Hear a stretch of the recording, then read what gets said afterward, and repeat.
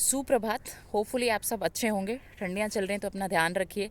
आज मैं एक स्टोरी सुनाऊंगी जिसको आजकल केस स्टडी भी कहने लगे हैं, क्योंकि पुराने टाइम में इंसान केस नहीं हुआ करते थे और आजकल हर स्टोरी केस होती है।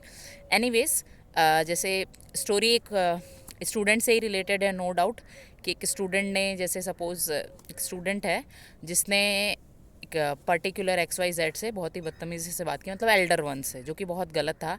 और उसके बाद भी काफ़ी देर तक आर्ग्यूमेंट किया बिकॉज़ अब देखिए, आप भी इस स्टेटमेंट को गलत ले सकते हैं। वो फीमेल थी तो, और इस टाइम बहुत सारे ऐसे उल्टे सीधे केसेस भी हो रहे हैं। एक जैसे केस हुआ कि एक मदर ने अपने बच्चों को झाड़ी में फेंक दिया और 2 महीने बाद फाइनली उसको अरेस्ट कर लिया गया है।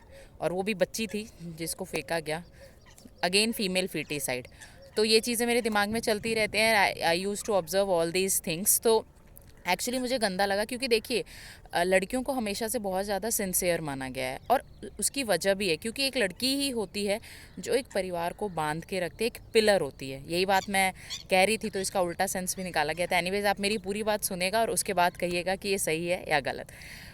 तो मेरा बेसिकली कंक्लूज़न यही था समझाने के लिए जिसने ऐसा किया था उसको, कि एक जो फीमेल होती है, जैसे एक लड़की की अगर परवरिश अच्छी हुई है तो नो डाउट वो लड़की आगे जाके एक वाइफ बनेगी। या चलिए, अगर आप शादी नहीं भी करना चाहते, आप करियर ओरिएंटेड हैं, तो आप एक कंपनी चलाने वाले हैं या आप एम्प्लॉय बनने वाले हैं।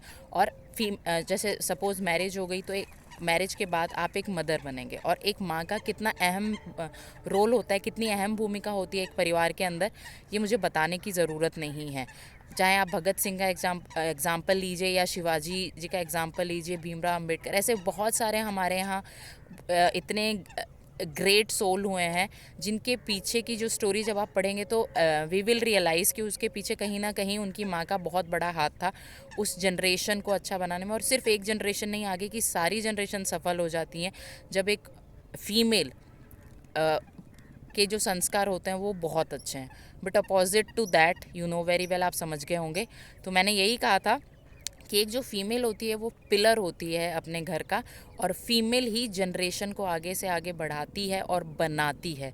मतलब जो स्ट्रक्चर फॉर्म करती है, जो प्योर मोरल वैल्यूज़, एथिक्स, सब कुछ एक यूजुअली फीमेल के द्वारा। क्योंकि बच्चा नो डाउट कहीं ना कहीं पिता से ज़्यादा मम्मी के साथ रहता है। बहुत सिंपल सा फैक्ट है ये, मुझे आप सब रियलाइज़ कर सकते हैं अपनी लाइफ में। तो जो बेसिक रूट होता, कहते भी हैं कि जो फैमिली होती है that is the first primary school of the child. And उसमें भी जो मदर होती है, she is the first teacher of her और हिज चाइल्ड।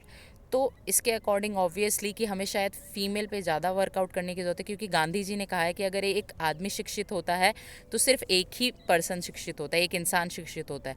लेकिन अगर एक औरत शिक्षित होती है तो एक पूरा परिवार और आगे वाली सारी जनरेशन को एजुकेशन मिलती है। आप इस कोट का मतलब अच्छी तरह समझ गए होंगे। Take care of your self. Thank you so much.